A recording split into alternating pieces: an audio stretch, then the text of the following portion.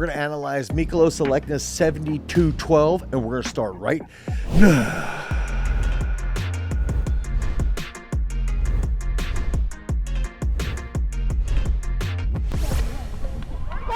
Okay, so Che goes out, pops off 3 big 72-meter throws. Now, I think he did 2 of them prior to Mykolas going out and absolutely ripping a bomb at 72-12. So Che goes out 72-36, if I remember correctly, is his PR. He hit that on the 3rd day. And as a response, looking at those throws, you can see Che's throw, there's basically no wind. Then you can see Alekna's throw, there's some wind from the white flags on the left sector line. There is a building there. That doesn't necessarily mean that there's no wind. I think a lot of people will get that confused because wind is so layered. If you just study how hot air balloons actually float in the way that they move, you can see the layering of wind, which is also probably why there's never going to be a wind gauge set up for all of you out there who think there's wind doping. All of you crybaby snowflakes that believe in wind doping. Now, what I want to do is I want to take Alekna's throw. I want to look at it. I want to see what we can learn from it. We can talk about, I want you guys to comment down below on this. Is the Alekna throw the world record throw that he set this year in Ramona? Is that the NCAA record, or is this throw, the 72-12, the NCAA record? He actually might throw further before this video even gets released. So we're going to break this down. We're going to analyze it. We're going to see how you guys can use this and how you can improve yourselves. And then we're going to get after it here. So let's get into Mykolas Alekna dropping another monster bomb. I wouldn't necessarily say this is in response to Che. I know I did say that earlier. It's a fun way to pin the 2 guys against each other. I would like there to be some of that in the throwing space, but it probably won't ever happen. Now, Ralford Mullings went 67 at this meet as well, so maybe he went out and ripped the bomb.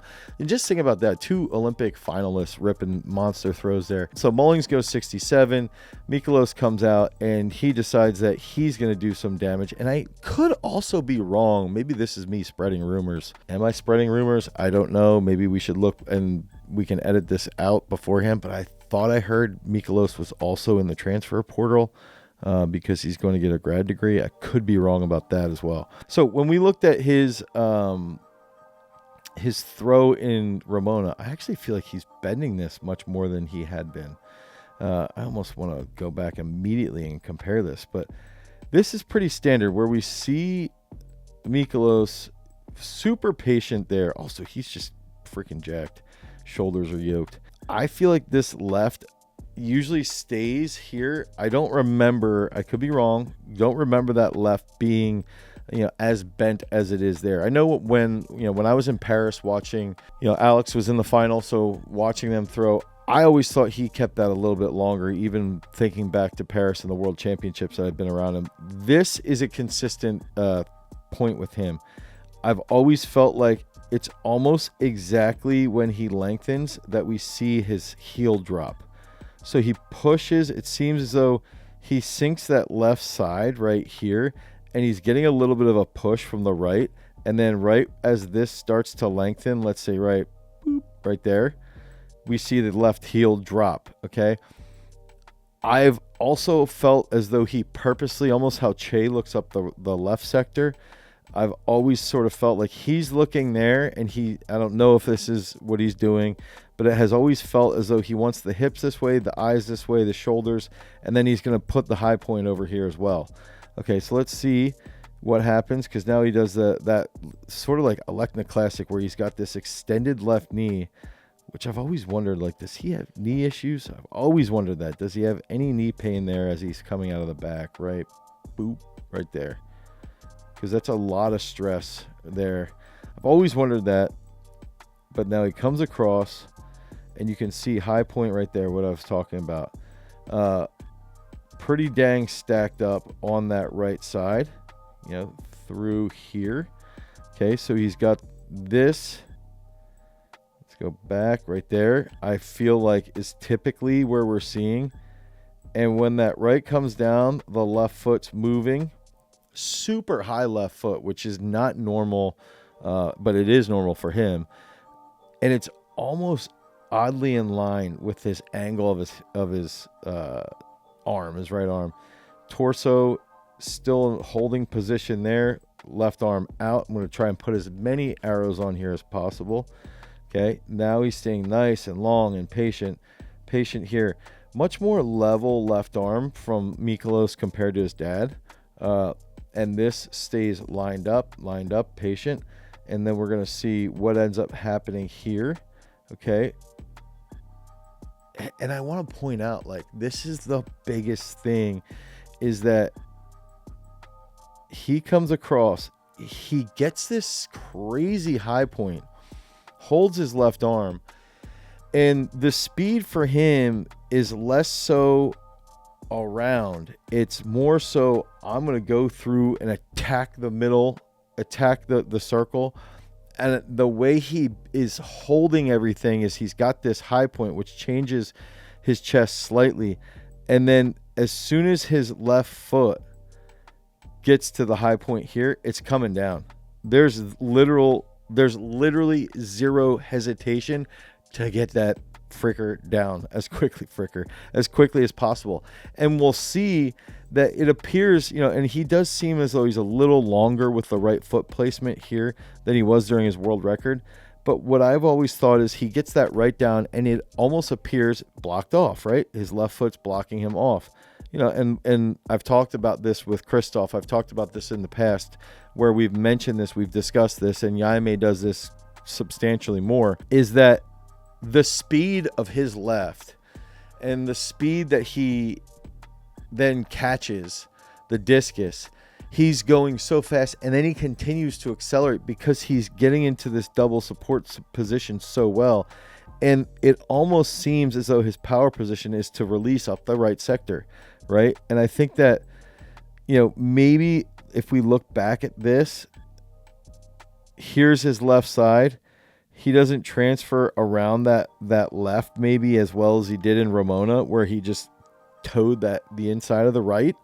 I feel like he was on his left a little bit longer in Ramona. But he knew it. He knows it as soon as it comes off his hand. Man, that's far. And just look at the attack angle. Look at where that is. Right? So look at that. And then it lands. Boom. Right there. It's crazy. It's like you see, like, this is the whole thing too, is he flies this thing, the edge is down, and then it turns and it flips, and he's so fast. He's so patient in the middle. He's patient with that crazy high level speed. And then when his left is down, he doesn't keep going at the same pace, and he doesn't slightly increase. He accelerates like crazy through his finish. It's just whoa, right? And then it's a murder fest. So, like, let's go back here. I think this is the big thing here. He's patient, and if you look at that left foot, look at the left foot. Look, his left foot is past that 180 point. Che does the same thing here. Okay, and they both have different exit techniques. They come out of the back differently. Okay, but they both let the left side open past that 180, 90, whatever argument, past, getting to 90 or getting to 9 o'clock. They both let that left foot open past there. So then that's when they pick up, right? So that's the other thing. Alekna, much more left arm inside the left quad. I think Che's pretty similar, but is a little more aggressive. Lengthen the right leg. Now he lengthens the right leg here. Che's out here a little bit more. Denny as well. He puts the left heel down. I prefer, as a coach, and listen, I'm not criticizing this dude at all. I'm saying as a coach with normal kids, I want that left foot to turn a little more. I'm not saying this is bad. I think I just prefer that. But this is what Alekna does here. He gets a little extension there, and then that buys him some time. He gets a super crazy high point, which is fantastic. He grounds right here, has a high point. The left foot, look at where the left foot is. It's just moving, and a lot of that is moving so quickly because it opened so early. He's patient with that upper body. Left foot comes down, and then when the left foot comes down, it's like he's purposely sending it to like right sector right here, okay, as we pointed out, and then rotates through. Nice, easy, solid throw, good movement pattern. The best to ever do it. What is he, 22, 23 years old? And I think the biggest thing is, like, look at how long he's in double support out of the back. He's in balanced position. What happens when he gets into single support, when he gets to the middle? Once he gets to the middle, how patient is he with the upper body? And that enables his left foot. I will say this is one thing too. The Alekna technique of like almost neutral on the discus, I don't care. I'm teaching it. I'm teaching that little blocked off position. I don't care.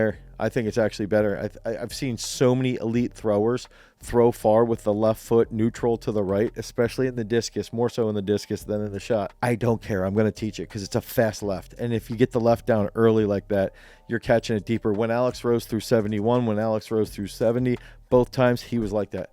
I'm teaching it. I hope you guys enjoyed this. You guys can go over to throwsuniversity.com. You can get a technical analysis. You can get training with us.